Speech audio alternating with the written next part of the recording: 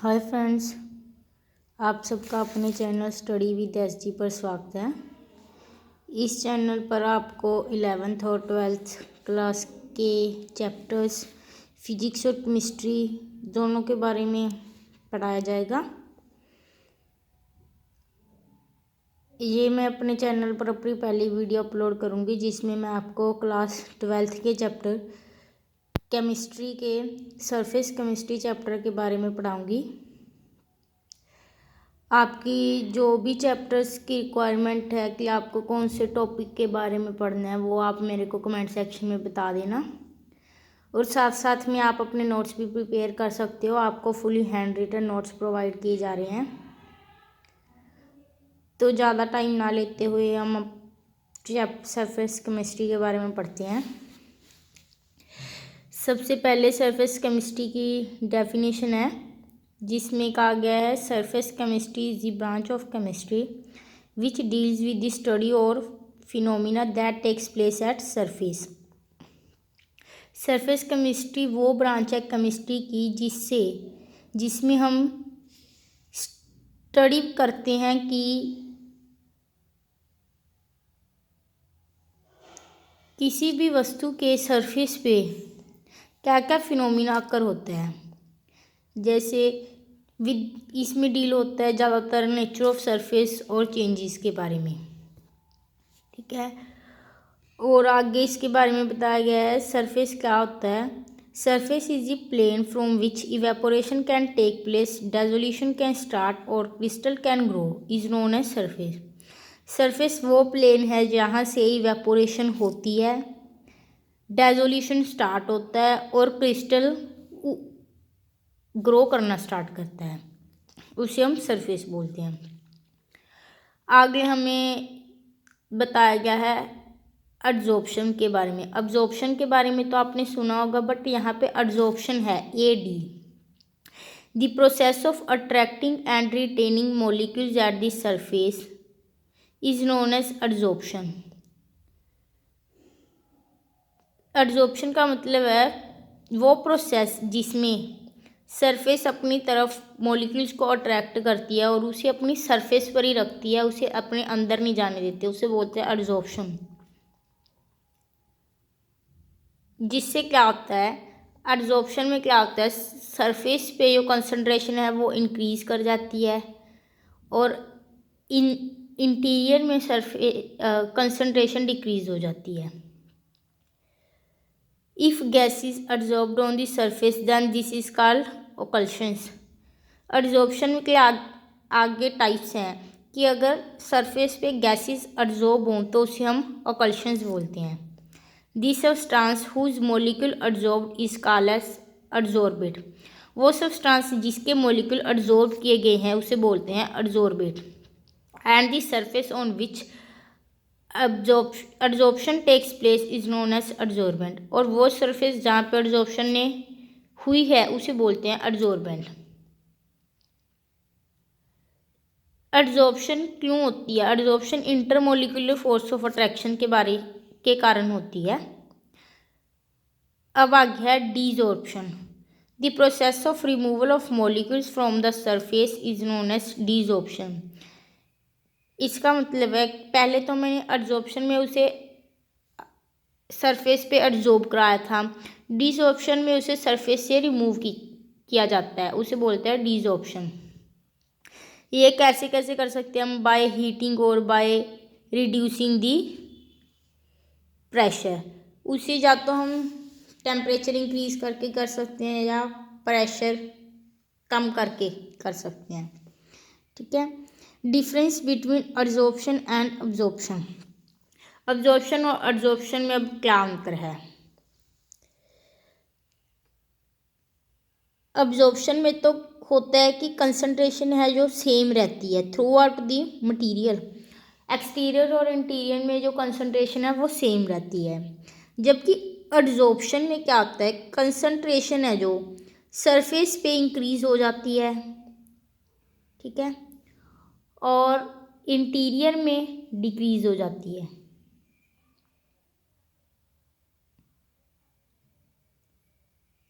Absorption क्या है?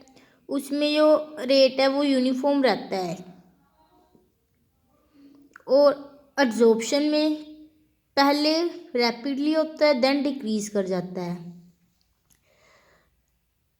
अब इसे हम इंग्लिश में कैसे लिख सकते हैं? इन absorption concentration of molecules is high, but when molecules enter in the interior of body then it is called as absorption। ठीक है, if both adsorption and absorption takes place together then it is an absorption।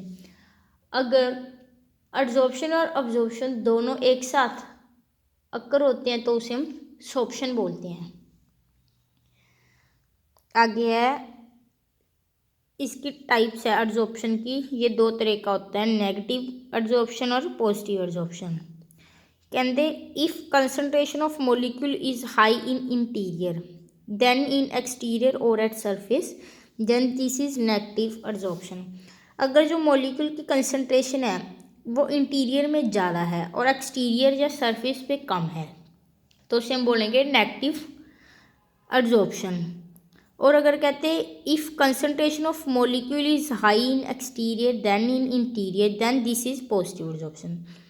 अगर surface या exterior पे concentration ज़्यादा हो interior से उसे हम पॉजिटिव एब्जॉर्प्शन बोलते हैं। नेगेटिव एब्जॉर्प्शन के एग्जांपल है डिल्यूट सॉल्यूशन ऑफ KCl, और पॉजिटिव एब्जॉर्प्शन के एग्जांपल है concentration solution of KCl shake with blood charcoal. ठीक है, और एक ये इम्पोर्टेंट क्वेश्चन है कि किसकी टेंडेंसी होती है वाटर के साथ एब्जॉर्ब करने की, तो उसका आंसर आएगा सिलिका जेल। ये MCQ में भी बहुत इंपॉर्टेंट क्वेश्चन है, तो आप इसे अच्छी तरह से नोट कर लीजिएगा। यहाँ पे ये डायग्राम्स में शो किया गया है, जैसे सरफेस के आसे पास से मोलिक्यूल्स हैं वो एब्जॉर्प्शन शो कर रहे हैं, और अगर सब्सटेंस के अंदर शो किए गए हैं मोलिक्यूल तो वो एब्जॉर्प्शन शो कर रही हैं। पॉजिटिव एब्जॉर्प्शन में दिखाया है कि एक्सटीरियर में ये सरफेस पे कंसंट्रेशन ज़्यादा है इंटीरियर से, वो पॉजिटिव एब्जॉर्प्शन शो कर रहे हैं, और इधर ये इंटीरियर में ज़्यादा है एक्सटीरियर से, वो नेगेटिव एब्जॉर्प्शन शो कर रहे हैं। अब ऊपर मैंने ये यहाँ पे लिखा है इंटरफेस। इंटरफेस क्या होता है? Line which separate the two surfaces, वो लाइन जो दो सरफेसिस को आप एक दूसरे से सेपरेट करते हैं उसे बोलते हैं इंटरफेस। गैसेस के पास कोई इंटरफेस नहीं होता क्योंकि उनकी फिक्स शेप नहीं होती। ये भी आ सकता है हमें 1 मार्क में क्वेश्चन कि गैसेस के पास कोई भी इंटरफेस क्यों नहीं होता, तो हम लिखेंगे because they don't have fixed shape. ठीक है, आगे है when 2 or more gases comes in contact with the same surface easily liquefiable gases absorbed easily than others, this is known as competitive absorption। competitive absorption जैसे हम competition होता है ना, उसी तरह से कह सकते हैं हम कि अगर दो या दो से ज़्यादा गैसेस एक दूसरे सेम सरफेस के साथ कांटेक्ट में आती हैं, जो इजीली लिक्विफेबल गैसेस होती हैं, वो जल्दी एब्जॉर्ब हो जाती हैं सरफेस पे in comparison to other gases, उसे बोलते हैं हम कॉम्पिटिटिव एब्जॉर्प्शन। अब एब्जॉर्प्शन का मैकेनिज्म क्या है? Molecules are present in interior of body feels net interaction force is zero. जो मॉलिक्यूल इंटीरियर में होते हैं ना प्रेजेंट, उन्हें नेट इंटरेक्शन फोर्स जीरो लगती है, जो इस डायग्राम में शो किया गया है। देखिए जो इंटीरियर में मॉलिक्यूल है उसे इधर वाले के साथ भी इंटरेक्ट हो रहा है, इधर इधर इधर सब डायरेक्शंस में इंटरेक्ट हो रहा है, तो जैसे ये इधर कर रहा है उतनी फोर्स इधर होगी, तो आपस में ये कैंसिल आउट होकर इन पे नेट इंटरेक्शन फोर्स जीरो लगती है।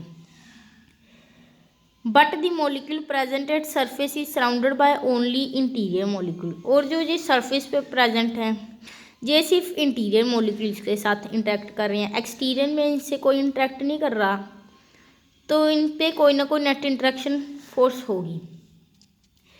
सो molecule at surface experience net inward force of attraction due to which absorption takes place. तो वो क्या है, सिर्फ अंदर की तरफ ही फोर्स ऑफ अट्रैक्शन लगेगी उनके, जिसके कारण एब्जॉर्प्शन सरफेस पे होती है। अब आगे है enthalpy of adsorption. When adsorption takes place surface energy decreases, so delta H जिसे हम बोलते हैं enthalpy of adsorption will be negative. कहते इसे एडजॉर्प्शन होने से सरफेस एनर्जी क्या है, डिक्रीज हो जाती है, जिसके कारण डेल्टा एच एडजॉर्प्शन क्या होता है, नेगेटिव होता है, क्योंकि एनर्जी रिलीज होती है ड्यूरिंग इंटरेक्शन।